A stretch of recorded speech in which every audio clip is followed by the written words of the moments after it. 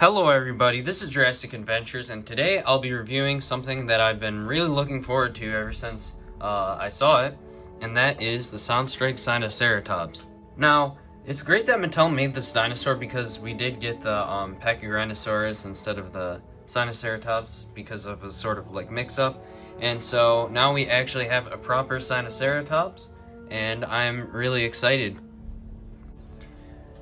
I got this figure earlier in the mail than I expected from Amazon, and I'm pretty sure Amazon is the only place you can get it. It does retail for the standard $15, so get it while you still can because I'm not entirely sure how much longer this will be there. Anyway, I'm really glad that this arrived earlier than I expected, so I can pump this review out for you guys. Starting off with the packaging, we do have this very nice Camp Cretaceous box art that I've grown used to. Looks very nice. I do like the sort of trees in the background and almost like the camp or hotel sort of buildings in the background there. But yeah, so this is Camp Cretaceous packaging, which means this dinosaur is going to be featured in the film. I think we did see the Sinoceratops in the trailer, which is pretty cool. Netflix original series, Camp Cretaceous, is coming to Netflix September 18th, so that's a date to look forward to. Got the little sound indicator, and that lets us know that this dinosaur does indeed have sound.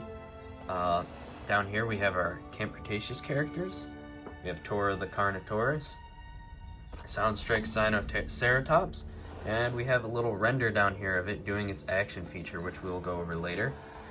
Primal Attack in the right corner of the box, and we have Jurassic World Camp Cretaceous logo, and like I said in the last time, I really do like this logo. Looks very clean. Moving around to the back of the box, you can see Camp Cretaceous. We have our characters down there, and we have Bumpy the baby ankylosaurus. And on the back of the box,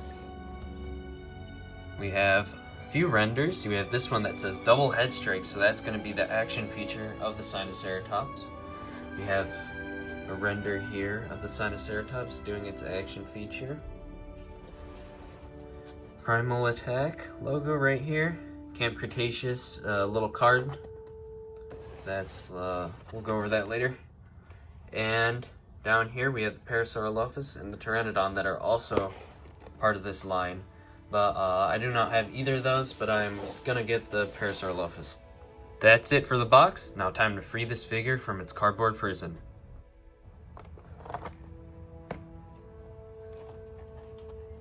Before we go all in on the figure, it is a Camp Cretaceous toy, so it comes with this map and this maze. So it's very simple to do.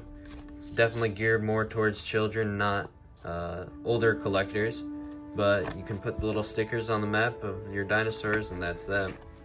Obviously, I'm not too interested in this, and I'm more interested in the figure itself. Now, here we have the beautiful Sinoceratops. And I must say, this figure, right out the box, first impressions, it is a really great one. First impressions of this figure, has a lot of really nice skin detail. A lot of good folds and stuff to make it look like a really beefy dinosaur, which this one is.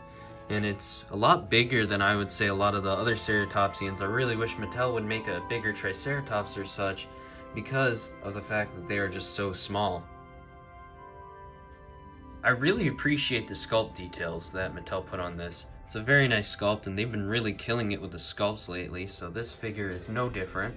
It has a lot of really nice bumps and ridges and stuff to make it look very armor plated and like it has tough skin like a rhinoceros. Or you got these leg folds, again very reminiscent of a rhinoceros, and it has the horn.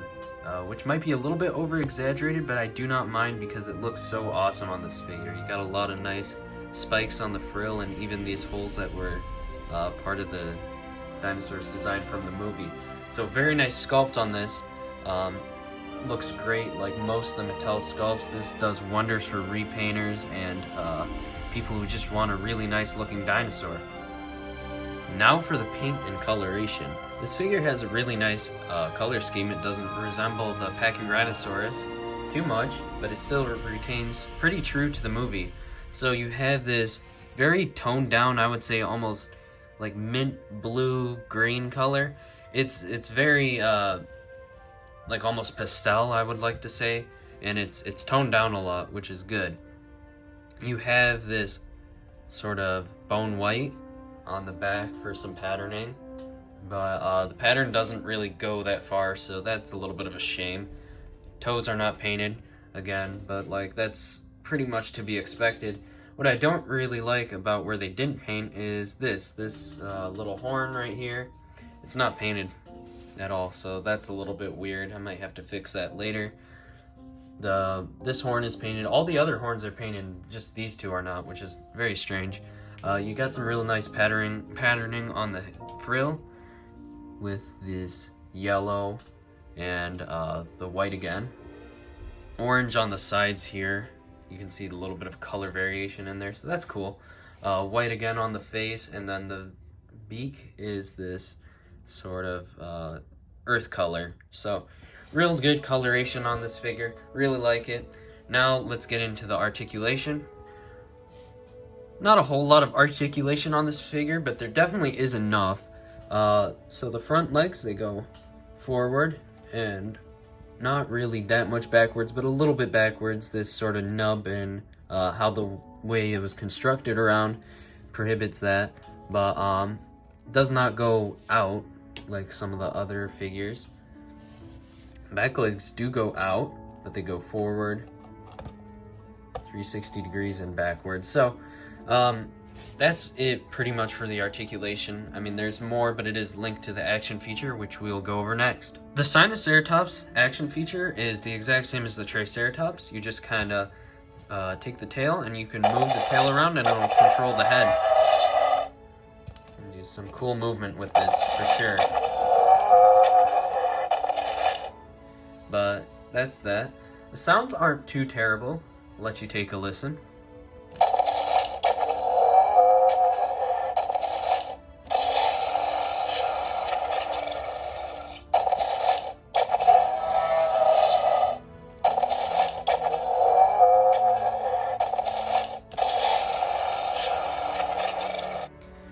So, as you can see, a lot of herbivore sounds, which is very good. A lot of unique sounds, and that's really good for this figure. I think I heard one that was a little bit questionable, but even that one, it just sounded a little bit like a baryonyx, but you could definitely see a herbivore like that sort of making almost that rumbling hiss noise. So, not bad for this figure, the sounds. It's much improved over like something like the Edmontosaurus, so props to Mattel for that. First, for size comparisons, we have Alan Grant, and as you can see, this figure is actually pretty big compared to a normal 3 3/4 action figure, which is good because, you know, a ceratopsian like this would be pretty big. Here is the battle damaged raptor next to the Sinoceratops. So now here's the comparison that we are all curious about, including myself. Sinoceratops next to the Pachyrhinosaurus that was released with Fallen Kingdom. Now, this figure was meant to be the Sinoceratops pretty much. The Pachyrhinosaurus was filling that role.